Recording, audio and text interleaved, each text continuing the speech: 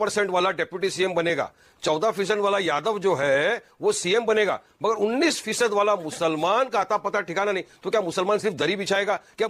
सबसे पहले तो ये चैलेंज मैं किसी का भी लेता हूं तो थोड़ा बराबरी और मुकाबिल के जो लोग हों उनका लेना चाहिए, हर किसी का नहीं लेता। क्या बोला कि मैं किसका जवाब नहीं देता? किसको बता दिया मानक भाई आपने? टपोरी टपोरी के साथ वारिस पठान डिबेट नहीं करता, अपना भी क्रेडिट है, अपना भी वैल्यू है।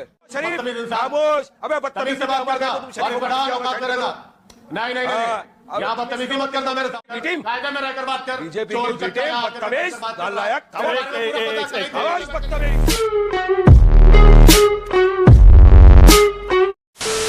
नमस्कार दोस्तों, स्वागत है आपका मिस्टर प्रदीप शो के एक और नए जोरदार धमाकेदार डिबेट वीडियो में। डिप्टी सीएम पद के लिए आरजेडी ने दोस्तों उस इंसान को उतारा है, उस शख्स को उतारा है जो सिर्फ 4% वोट बैंक अपने पास में रखता है। लेकिन वहीं पर जो आरजेडी को सपोर्ट करने वाले 18% मुस्लिम वोट बैंक है, इन्होंने इनको एकदम इग्नोर कर दिया है। आप तो जानते हो दोस्तों, बताने की मैं आवश्यकता समझता नहीं।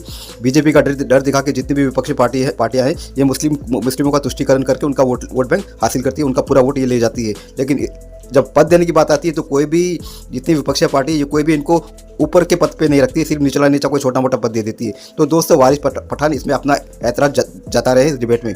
लेकिन दोस्तों जो आरजेडी के प्रवक्ता हैं दोस्तों, इनका तो अंदाज ही निराला है, ये वारिस पठान को एकदम नीचा दिखाते हैं। तो इस पर वारिस पठान गुस्सा हो जाते हैं और दोनों के बीच में गर्मा गर्म बहस हो जाती है। डिबेट छोटी है, इंटरेस्टिंग है, पूरा देखिए, आपको आनंद लास्ट में भरपूर आएगा। तो चलिए शुरू करते डिबेट वीडियो को, लेट्स स्टार्ट। ये टीवी वाले भाई, कैमरा ईश्वर कर दो तुम।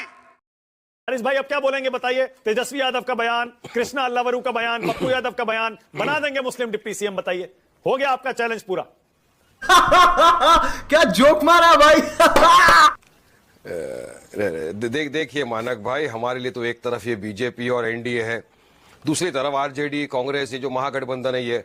अब बीजेपी एनडीए से तो कभी ना उम्मीद थी ना कभी रख सकते कि किसी मुसलमान को टिकट भी देंगे। तो डिप्टी सीएम का तो बात ही छोड़ दो, क्योंकि आजादी के बाद से लेकर अब तक ये देखा गया है कि पूरे पार्लियामेंट के अंदर, पूरे कैबिनेट के अंदर एक मुसलमान मंत्री नहीं है। ये कभी नहीं हुआ।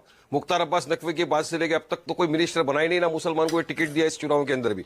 अब उम्मीद थी इनके साथ के महागठबंधन वाले हैं, जिनका स्लोगन है जिसकी जितनी संख्या भारी उसकी उतनी हिस्सेदारी, MY फैक्टर। तो यहां से उम्मीद थी कि टिकट का भी इक्वल डिस्ट्रीब्यूशन करेंगे। मगर आप देख लीजिए कि 19% वालों को कितनी टिकट दी गई है पूरे महागठबंधन में। बात नंबर 1। बात नंबर 2, अब इन्होंने जो अनाउंसमेंट किया गहलोत साहब ने आकर के, चीफ मिनिस्टर बनेंगे वहां पर Tejashwi Yadav, deputy chief minister बनेंगे वहां पर सानी साहब। अब हम लोगों ने कहा ना, हमने सबसे पहले इस बात को पब्लिक के डोमेन में लाया कि 2% वाला डिप्टी सीएम बनेगा, 14% वाला यादव जो है वो सीएम बनेगा, मगर 19% वाला मुसलमान का आता पता ठिकाना नहीं। तो क्या मुसलमान सिर्फ दरी बिछाएगा? क्या मुसलमान सिर्फ कुर्सियां लगाएगा तुम्हारे लिए? या तुमके पास तुमको बुलाएगा रमजान में, खजूर खिलाएगा, तुम उसको टोपी पहना के चले जाओगे? अच्छा बात नहीं है। बाद में तुम एक फोटो डालोगे कि हेलीकॉप्टर में मुसलमान बैठा है चुनाव के पहले, चुनाव के बाद में उसी हेलीकॉप्टर से उसको लात मार के फेंक दिया जाएगा। ये तो हकीकत बात है भाई। मौलाना अंसार रजा क्यों कह रहे हैं ये अपील? क्यों कह रहे हैं वो ये कि सबको एक तरफा जाना चाहिए? सेटिंग हो गई होगी वहां से उनकी, है? वो तेजस्वी से सेटिंग कर ली होगी उनने, तेजस्वी से सेटिंग कर ली होगी उनने। वरना क्या वजह है कि एमआईएम को वोट ना दे? बताइए। हम तो हरा रहे ना बीजेपी को, एनडीए को। इनके यहाँ फाइटिंग चालू है, 9 जगह के ऊपर आपस में खड़ा कर दिया कांग्रेस और एनडीए ने।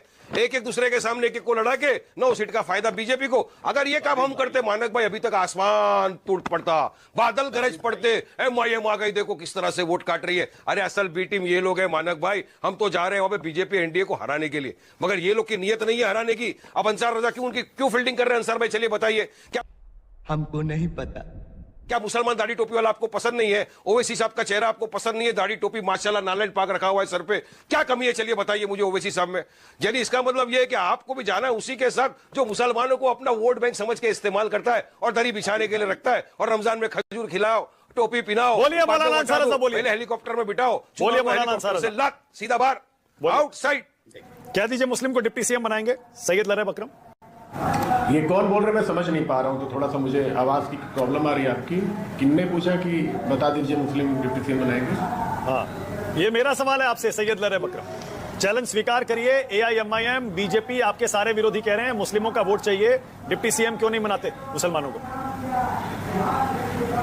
नहीं, देखिए मानक, आपको मैं सुनता हूँ, आप संजीदा आदमी है, जरा मेरी बात थोड़ा 2 मिनट वक्त दीजिए, मैं कहना चाहूंगा कुछ। सबसे पहले तो ये चैलेंज मैं किसी का भी लेता हूं तो थोड़ा बराबरी और मुकाबिल के जो लोग हों उनका लेना चाहिए, हर किसी का नहीं लेता। अरे बड़े खतरनाक लोग हैं। सवाल ये नहीं है, सवाल ये है कि जो मुसलमानों को भ्रमित करने का प्रयास कर रहे हैं, मुसलमानों को जो मैनिपुलेट करने का प्रयास कर रहे हैं, मुसलमानों के जहन में कुछ डिस्प्यूट डालने का प्रयास कर रहे हैं, ये लोग कौन लोग हैं? इनको ये बात क्यों नहीं पता है कि आज़ादी के बाद मुसलमानों ने मुसलमानों की क़यादत कभी स्वीकार नहीं की। मुसलमान हमेशा इस देश के आईन को और इस देश के संवैधानिक मूल्यों की रक्षा के लिए उस पार्टी के साथ वोट करता रहा जो लोग और जिसमें हमारे मूल्यों और हितों की रक्षा है। ये तो लेटेस्ट न्यूज है।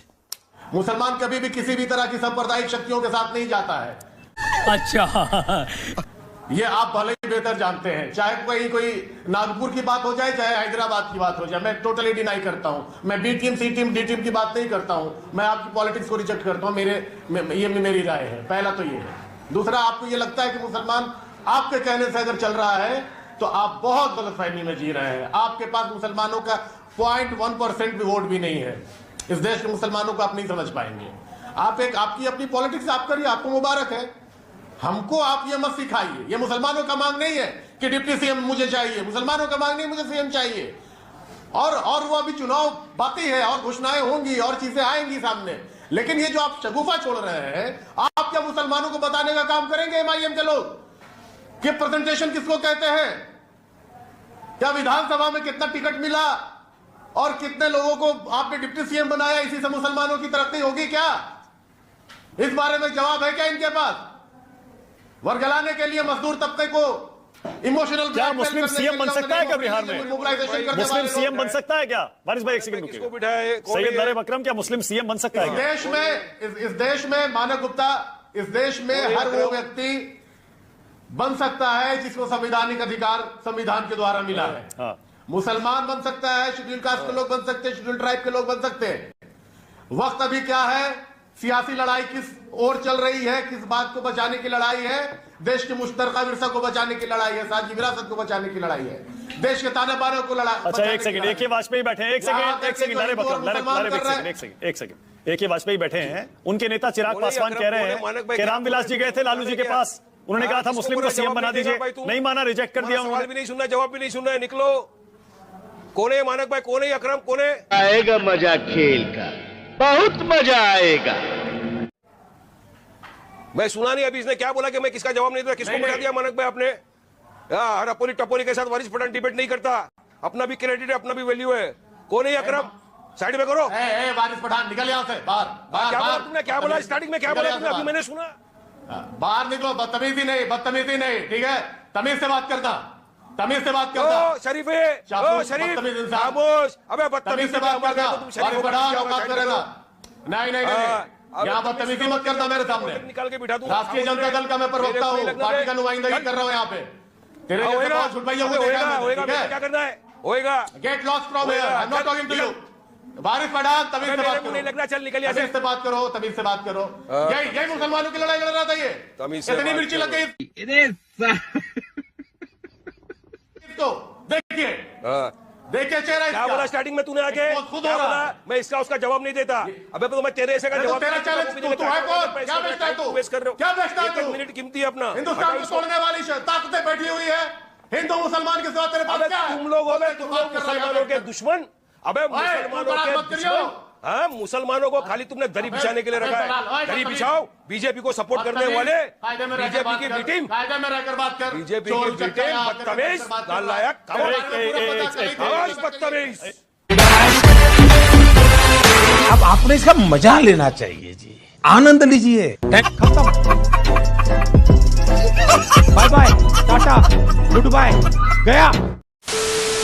तो दोस्तों डिबेट हो गई खत्म, वीडियो हो गई पूरी। उम्मीद करता हूँ दोस्तों ये लेटेस्ट डिबेट वीडियो आपको पसंद आई होगी। ऐसी डिबेट वीडियो देखना आपको पसंद है तो मिस्टर प्रदीप शो के इस यूट्यूब चैनल को आप सब्सक्राइब करते जरूर जाओगे। मिलता हूँ आपसे अगले वीडियो में, तब तक के लिए जय हिंद, वंदे मातरम।